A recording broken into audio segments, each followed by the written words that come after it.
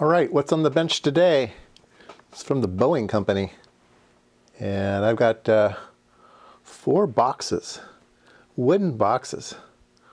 And my friend asked me if I wanted some. There was a bunch of them, I guess, at his work, and they were throwing them out. And they were these cool boxes that have a sliding lid and a bunch of little cubby holes in them.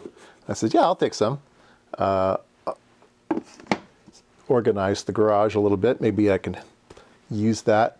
But on closer inspection, they have some really interesting things inside. So let's look inside one of them. They're all identical, and they are calibration sets. So let's take a look at what they calibrate. Okay, let's see what we can determine from the label here. Cal done on June 16th of 09. Calibration due on June 20th of 2011. Okay. 2 times blah, blah, blah, I don't know what that is. Certified to plus or minus 10 degrees Fahrenheit from 375 to 550. Thermal standards. So they are thermal standards. So everybody can guess what kind of thermal standards they are. Let's zoom out a bit here and open the box. It's got this really nice little wooden slide cover, so we'll just take that off. And inside we have another tag, so let's see what that one says. I think it's a duplicate from the tag on the outside.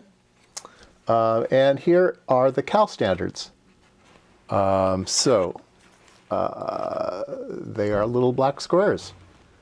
So they are carbon fiber. So yeah, the Boeing company is very famous for its carbon fiber. I don't recommend you building submarines out of them, but they make great airplanes.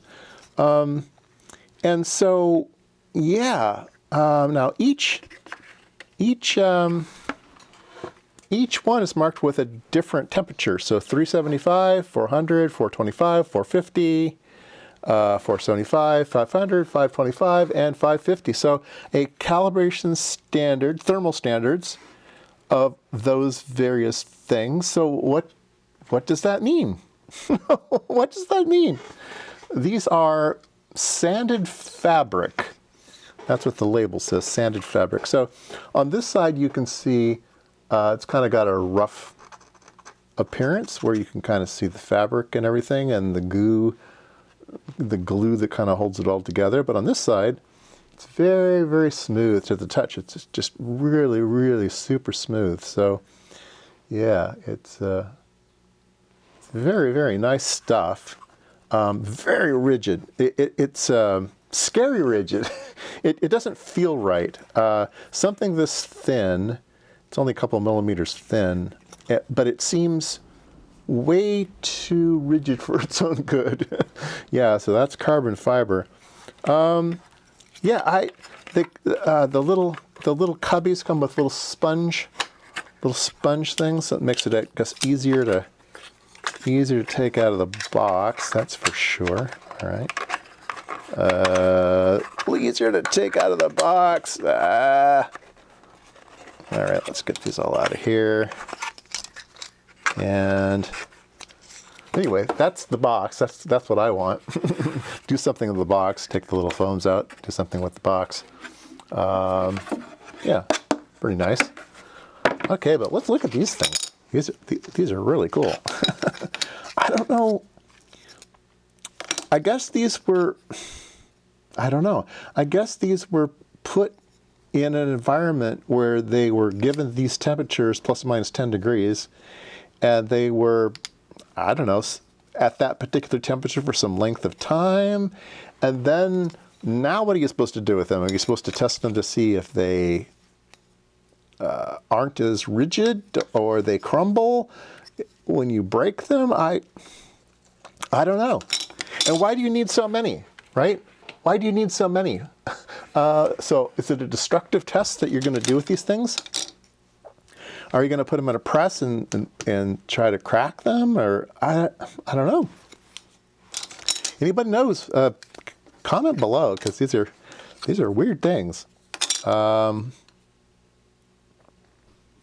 Yeah, the date of calibration and yeah, everything's on here. So they're very traceable. So I don't know. And the interesting thing is the company who had these, it's not sure why that company wanted something like this. Were they going to use this material at an elevated temperature? Or were they building metrology to measure the deflection of these things? The company did interferometers, so maybe these were being used to measure flatness or stiffness, or yeah, maybe we're looking at curvature. I don't know. I don't know why you want these things. Anyway, I think I'll save the little squares because they're really cool. I can maybe. Oh, another thing I wanted to point out while we're here is let's see here. Let me.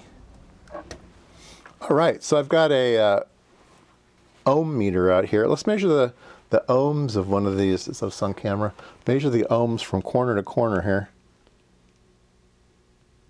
17 ohms. So stuff is quite conductive. Let's measure, I'm going to measure a distance of about 1 centimeter. And yeah, 14 ohms, 15 ohms. Doesn't really seem to matter where you go. There's 10. If you're making good contact or not. These are pointy probes. I don't know, 12 ohms? Yeah. So they're very conductive. So that's also maybe a nice use for these things as shielding, or some type of RF shielding and stuff. So yeah, very, very interesting. Anyway, that is the odd, these are kind of chips, aren't they? The very odd chip of the day. You can kind of hear how rigid they are, how hard they are. Yeah, they're fun material. Okay, additional clues. Each one comes with a certificate of calibration from the Puget Sound Metrology Lab. That's kind of cool. So, standard fabric, calibration set. I've taken out the people's names on this thing. Boeing calibration certificate, Enterprise Metrology, certified performance. It has been determined that the SRMs, I guess these are SRMs, I don't know what that means, have not been exposed to further environmental thermal conditions. So they were baked once and then never again. Plus or minus 10 degrees. Here's the set. Conditions of use. The temperature of each sample may not be raised to within 50 degrees of the nominal value of the sample.